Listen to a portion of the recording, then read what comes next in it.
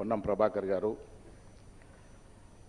రాష్ట్ర ముఖ్యమంత్రి వర్యులు గౌరవనీయులు రేవంత్ గౌడ్ గారు, ఎందుకంటావునన్న మాట నేను నిన్న టీవీ నైన్ ఇంటర్వ్యూలో చెప్పాను. రేవంత్ రెడ్డి గారిని రెడ్డిగా కాదు, ఒక బీసీ నేతగానే చూస్తూ ఉన్నాం మేము. అలాంటి లక్షణాలు, అలాంటి ఆలోచన, ఆ విధానం ఆయనలో ఉంది కాబట్టి నేను వారిని అందుకే రేవంత్ గౌడ్ గారిని సంబోధిస్తూ ఉన్నాను.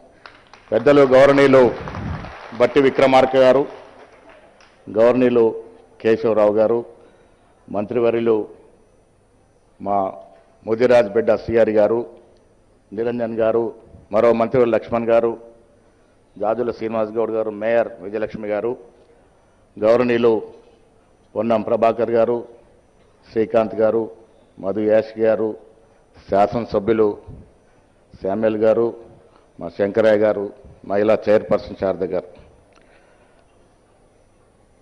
సాహసానికి ధైర్యానికి ప్రతీక సర్వాయి పాపన్న గారు.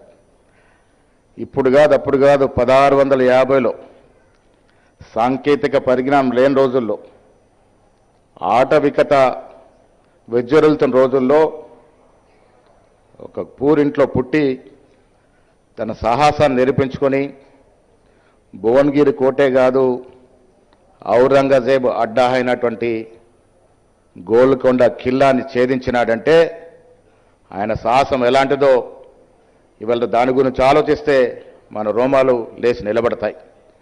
అలాంటి సాహస వీరుడి యొక్క జన్మతిథి వల్ల ముఖ్యమంత్రి గారు దూస్తున్నట్టు నాయకుడు. మేము ప్రభాకర్ గారు, నేను సర్వాయి పాపన్న గారిని సత్కరించుకోవాలి, ఒక విగ్రహం పెట్టాలన్నప్పుడు ఆయన ఒక మంచి మాట చెప్పినాడు. చరిత్రలో ఎక్కాలంటే ఆషామాషి కాదు. ఈ దేశంలో చాలామంది నాయకులున్నారు, వారి ఫోటోలు పెట్టుకున్నాం, వారి విగ్రహాలు పెట్టుకున్నాం. వారందరికీ సర్వాయి పాపన భిన్నము. Is an historian. కాబట్టి వారిని సరైన రీతిలో సత్కరించుకోవాల్సిన అవసరం ఉందనే మాట సాక్షాత్ ముఖ్యమంత్రి గారు చెప్పడం, దాంట్లో భాగంగానే మేము చాలా చోట్ల వారి విగ్రహాన్ని పెట్టుకున్నామని స్థలాలు చూసినప్పుడు నిన్న ఉదయం నేను ప్రభాకర్ హనుమంతరావు గారు కలిసినప్పుడు 2-3 స్థలాలు వారికి వివరిస్తే ఆయన ఒకటే మాట చెప్పాడు.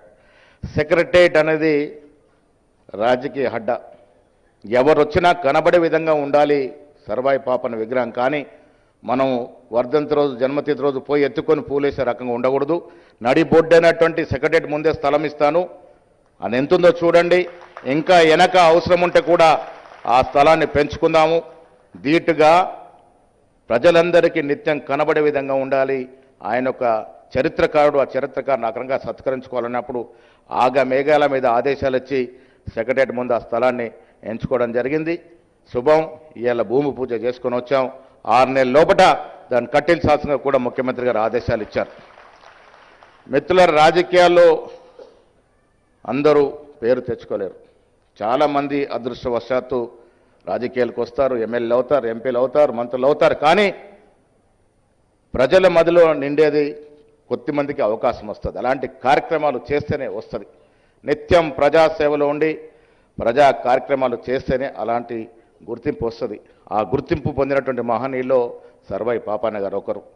ఇవాళ రేవంత్ రెడ్డి గారు ముఖ్యమంత్రి అయిన తర్వాత ఎన్నికలకు ముందు ఏవైతే హామీలు ఇచ్చామో ఒక్కొక్కటిగా తీరుస్తూ వస్తా ఉన్నాం. ఆర్థిక నిర్బంధం ఉన్నప్పటికీ కూడా ఇవాళ ఈ దేశంలో రాహుల్ గాంధీ గారు ఒక నినాదాన్ని తీసుకొని బయలుదేరినాడు.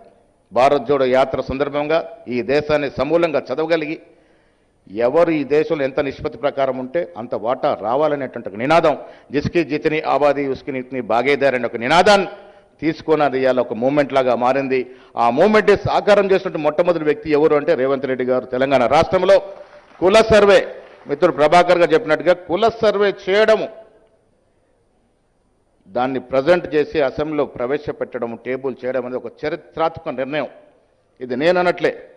రాహుల్ గాంధీ గారు తలకొట్టర స్టేడియంలో ఉన్నారు. ముఖ్యమంత్రి గారు కింది స్థాయిలో వ్యక్తిని చూసి చలించాననే మాట నాకు చెప్పినాడు.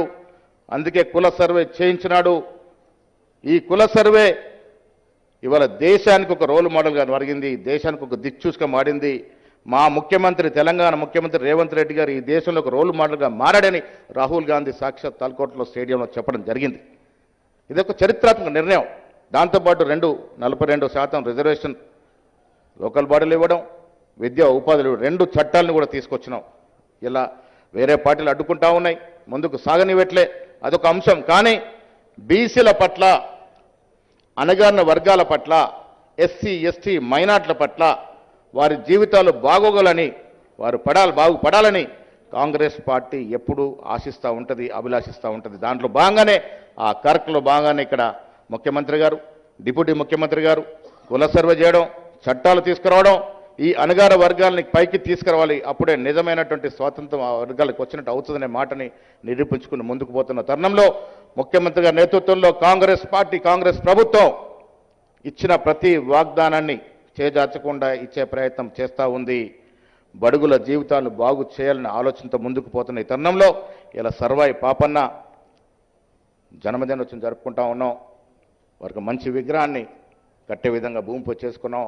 భవిష్యత్తులో కూడా వారిని స్ఫూర్తిగా తీసుకొని మీ అందరూ కూడా చెప్తా ఉన్నాను, రాజకీయాల్లోకి వచ్చిన ప్రతి వ్యక్తి కూడా ప్రజాసేవ మెయిన్ ఎజెండాగా పెట్టుకుని ముందుకు పోవాలని, సర్వాయి పాపన్న, జ్యోతిబా పూలే మనకు ఆదర్శం, వారిని ఆదర్శంగా తీసుకొని ముందుకు పోయి ఇంకా రాణించాలని, మీ పిల్లల్ని బాగా చదివించాలని.